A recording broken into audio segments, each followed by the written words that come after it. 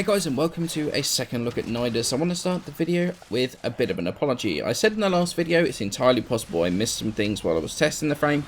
Turns out I did, actually quite a lot. Looking back at my video, the build in it I did in the original video, it's pretty terrible. I need to change the way I actually do my frame testing in future so I don't miss so many things that I did. Apologies for that. The information I gave on the frame was correct, it's just that a few of the niche things I missed severely impact the build. Although I have to say mad props to the peeps at DE that actually made a frame that completely threw me off with my modding and the way I test my builds. That's pretty damn impressive, because it challenges that sort of standard mod mentality.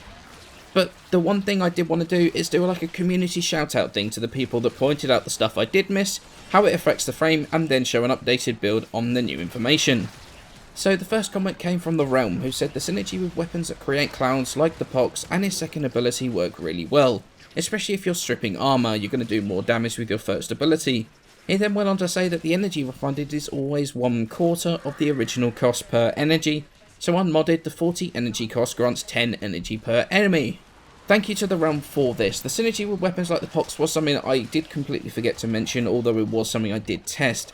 Anything or a similar kind of playstyle would work like that. AoE weapons like Torrid or Mutilus Cernos for armor stripping work insanely well, or something like the Secura Penta for pure damage would also be fantastic, because you can also control not only where they are, lessening the chance of blowing yourself up, but also grouping them up is awesome for AoE.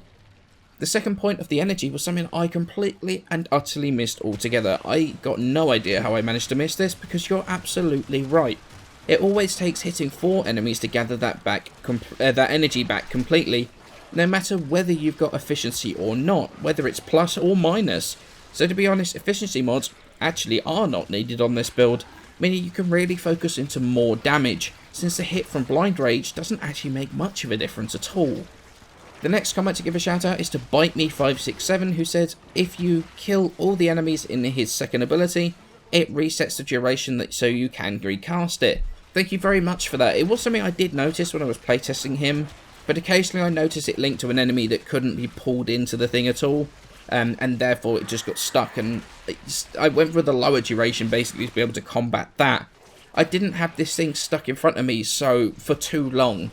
Since the original video, I noticed there is actually still a black tentacle that does go from the lava to the enemy that is stuck, so I can kill them and reset it. So the lower duration is no longer necessary, which is good for your parasitic link, and it's good for your ravenous. Next one from Jonathan Huang. Sorry if I pronounce your name wrong, it's on screen now. If you use the parasitic link on allies or foe, then cast your first ability. A second one comes from the link target to your crosshair, doubling your damage.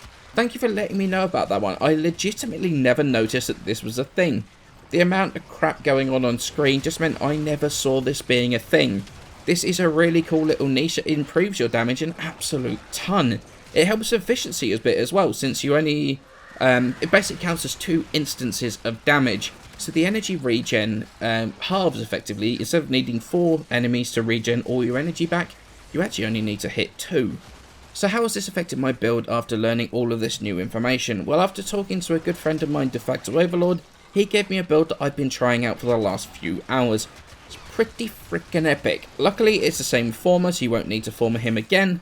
I've got Steel Charge as the aura, Cunning, Drift and Stretch for range, Blind Rage, Transient Fortitude and Intensify for power strength, Vitality Rage for energy creation, Primed Flow for energy storage, and then Primed Continuity for additional duration. And that offsets that Transient Fortitude's duration loss for your 3rd and 4th ability. This build has made me pretty much unkillable. The health regen when you're stood in his 4th ability is about 60 per second, which is a huge regen. Coupled with his damage reduction from the 3rd ability, you can tank for days. I've been having a ton of fun with this, the damage is insane. From his 1st ability, from the maggots as well, they do more than I gave them credit for in the previous video. You could switch out range for Steel Fibre if you wanted to, however I decided that the less damage I take, the less energy I get back. So it's a bit more... This build is a bit more of a high risk, high reward kind of gameplay, I guess.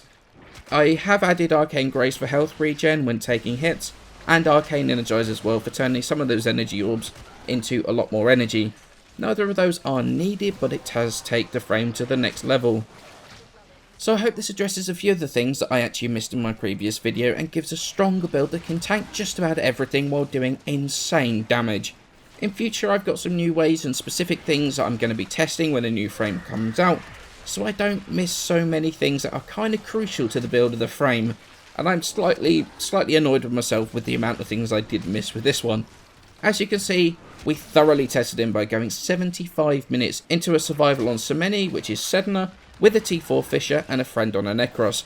As you can see, it performs insanely well, so I'm off to help that friend farm the frame, so I can get some idea of the farm for him, just like I do with all of my frames. Even though I do get given the frame early, like most other content creators, I saw a comment saying that because I get given them, I haven't criticised the way he is farmed.